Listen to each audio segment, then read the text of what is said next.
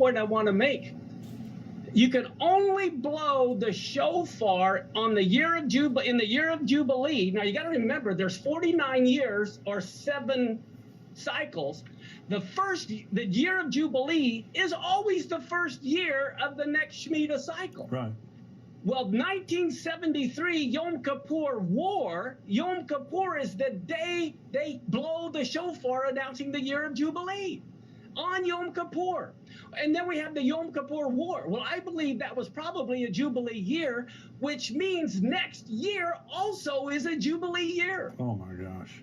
So you believe if the tribulation does not begin next year, it has to wait till the next Shemitah cycle?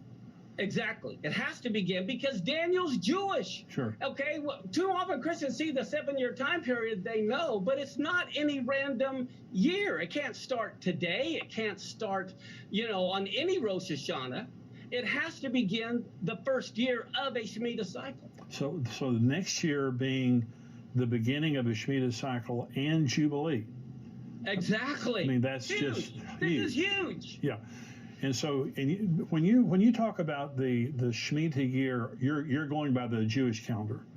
Of course. And Yes. The way we know it's a Shemitah year is the Hebrew years divisible by 7. It's really simple. Yeah, yeah. And I heard you say that one time, and it embarrassed me. It was so simple. I was like, why didn't I think of that? But so next year is a huge, huge year, and that's what Huge. you're saying.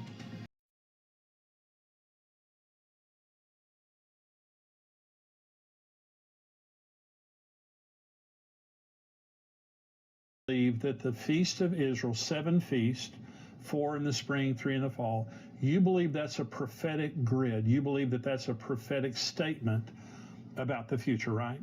You are exactly right. In Revelation, it talks about those written in the book of the Lamb who's been slain from the foundation of the world, not 2,000 years ago.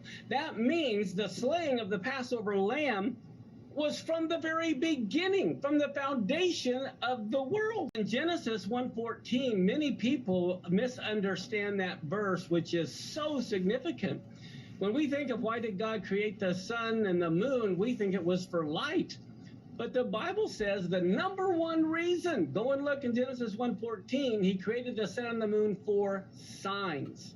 And then it says for seasons. Well, the problem is English. When we read the word season, we think of winter, spring, summer, or fall.